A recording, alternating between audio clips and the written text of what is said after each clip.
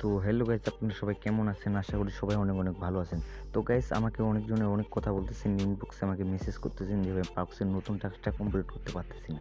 তো নতুন টাস্কটা কীভাবে কমপ্লিট করেন আমি বলি। আপনাদের পাক্সের ভিতরে যাবেন, পাক্সের ভিতরে যাওয়ার পর পাক্সের ভিতরে যাবেন, পাক্সের ভিতরে ঢোকার পর আপনাদের কারণ আমি দেখাই দিচ্ছি, আপনাদেরকে সহজে আমি দেখাই দেবো।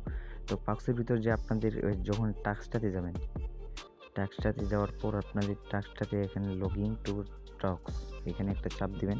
টাস্ক দেওয়ার পর এখানে দেখবেন যে ব্রাউজারে আপনাদের কোনটা ব্রাউজার চেক করবেন ওটা আপনাদের খুশি। তো আমি দেখা দেবো ক্রোম দিয়ে। তো ক্রোমে যাবেন। ক্রোমে যাওয়ার পর এখানে দেখবেন যে থ্রি ডটের ওখানে এখানে একটা চাপ দেওয়া লাগবে, কারণ একটু লোডিং হচ্ছে, লোডিং লোক।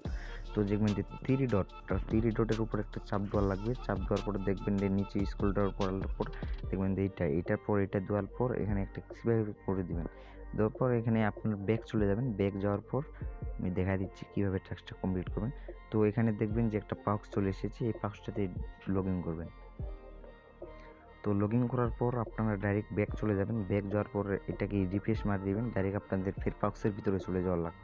তো পাক্সের ভিতরে যা দেখবেন যে ওখানে একটা তীরে রিফ্রেশ করে দেওয়া লাগবে। রিফ্রেশ করে দিলে আপনাদের দেখতে পারবেন যে টাস্কটা কমপ্লিট হয়ে গেছে।